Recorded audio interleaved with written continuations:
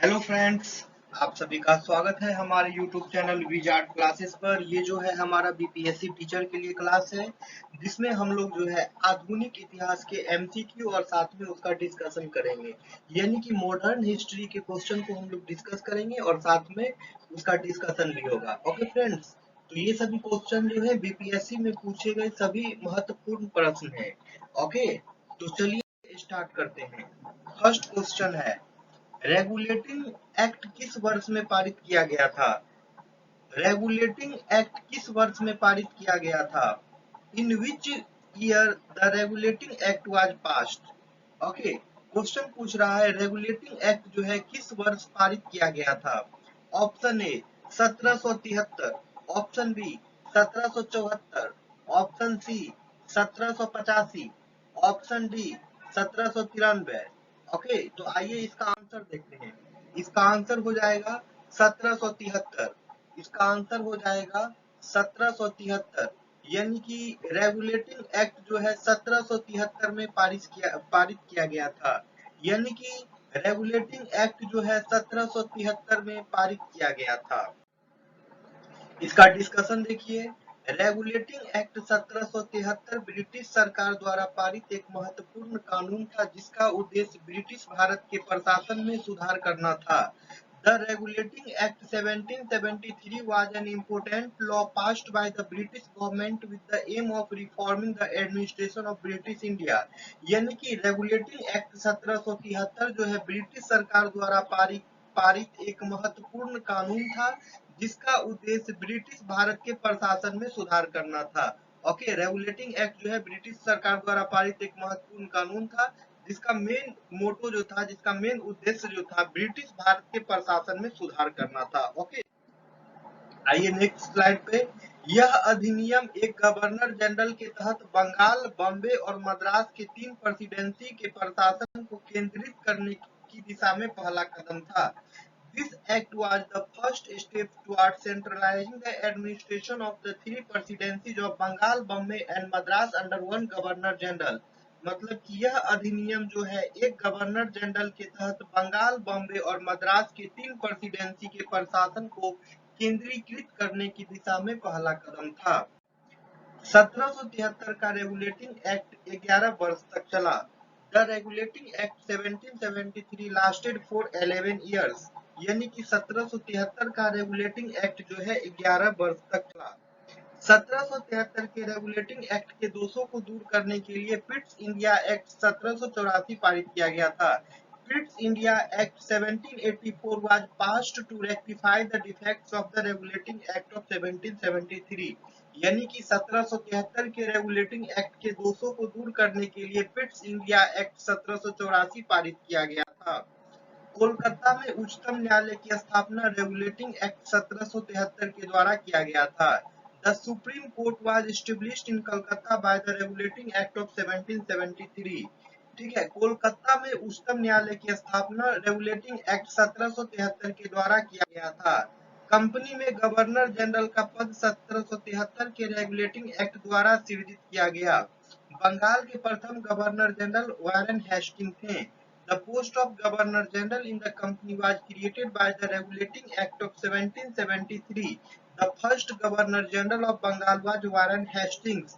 Company में governor general का पद 1773 के रेगुलेटिंग एक्ट द्वारा सृजित किया गया। बंगाल के प्रथम गवर्नर जनरल वारन हेस्टिंग थे।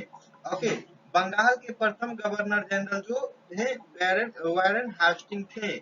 कंपनी में गवर्नर जनरल का पद जो है 1773 के रेगुलेटिंग एक्ट द्वारा सृजित किया गया था। रेगुलेटिंग एक्ट लागू होने से पहले बंगाल का गवर्नर रॉबर्ट क्लाइव थे, लेकिन रेगुलेटिंग एक्ट 1773 के लागू होने के बाद बंगाल के प्रथम गवर्नर जनरल वारेन हेस्टिंग थे। Before the regulating act came into force, the governor of Bengal was Robert Clive, but after the implementation of regulating act 1773, the first governor general of Bengal was Warren Hastings। यानी कि regulating act लागू होने से पहले बंगाल का governor general Robert Clive थे। अच्छा, governor general नहीं, गवर्नर। ठीक है, रेगुलेटिंग एक्ट लागू होने से पहले बंगाल का गवर्नर जो है रॉबर्ट क्लाइव थे, लेकिन रेगुलेटिंग एक्ट 1773 के लागू होने के बाद बंगाल के प्रथम गवर्नर जनरल वारेन हेस्टिंग्स थे।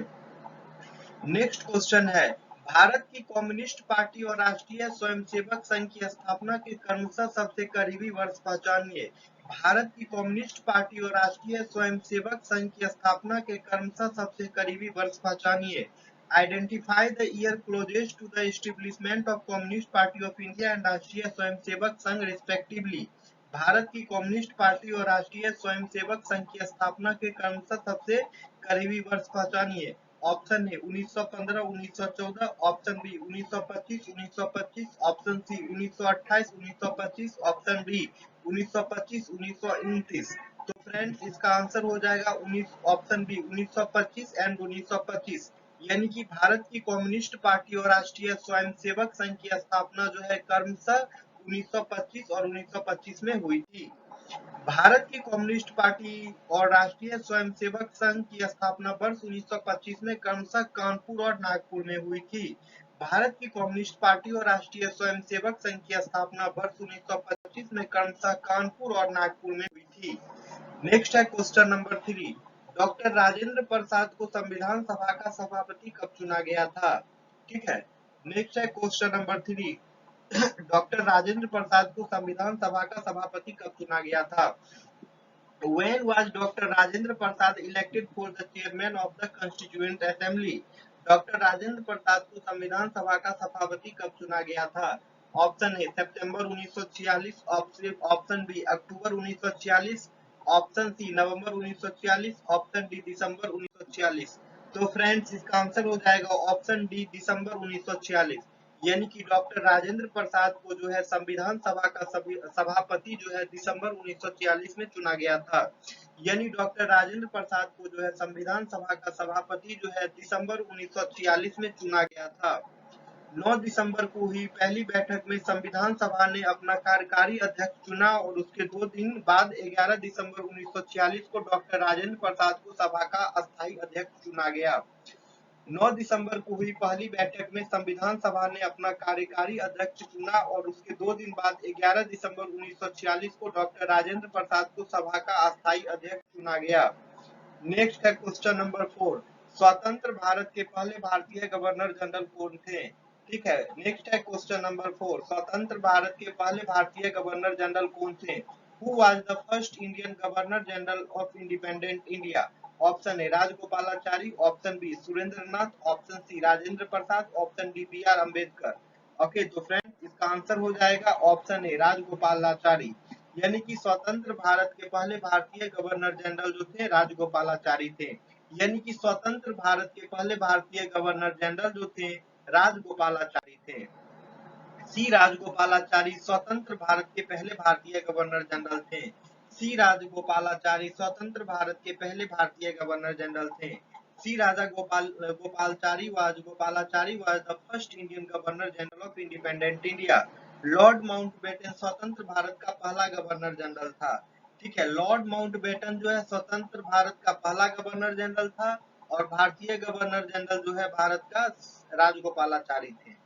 Okay Lord Mountbatten was the first governor general of independent India और राजगोपालाचारी जो है स्वतंत्र भारत के पहले भारतीय गवर्नर जनरल थे।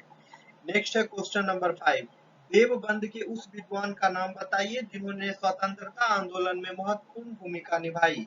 देवबंद के उस विद्वान का नाम बताइए जिन्होंने स्वतंत्रता आंदोलन में महत्वपूर्ण भूमिका निभाई। Name the scholar of Deoband who played an important role in the freedom movement. Option A Badruddin Tyabji, option B Mohammad Ali Jinnah, option C Abul Kalam Azad, option D Chirag Ali. तो फ्रेंड्स इसका आंसर हो जाएगा अबुल कलाम आजाद। यानी कि देवबंद के उस विद्वान का नाम बताइए जिन्होंने स्वतंत्रता आंदोलन में महत्वपूर्ण भूमिका निभाई। तो इसका आंसर हो जाएगा अब्दुल कलाम आजाद। ठीक है। अब्दुल कलाम आजाद जो है देवबंद के वह विद्वान थे जिन्होंने स्वतंत्रता आंदोलन में महत्वपूर्ण भूमिका निभाई थी। ओके फ्रेंड्स तो ये आज का हमारा था जीके जीएस का एमसीक्यू प्लस डिस्कशन का क्लास जिसमें कि हमने मॉडर्न हिस्ट्री को डिस्कस किया है। अगर आप लोग को हमारी वीडियो पसंद आ रही है तो आप हमारे वीडियो को लाइक करें और जो लोग नए हैं चैनल पे और अभी तक चैनल को सब्सक्राइब नहीं किए हैं चैनल को सब्सक्राइब कर लें ताकि आने वाली वीडियो की अपडेट्स आप लोग को मिलती रहे। ओके तो फिर हम मिलते हैं कल के सेशन में। कल शाम फिर 7 बजे वीडियो अपलोड हो जाएगी। Okay friends thank you everyone.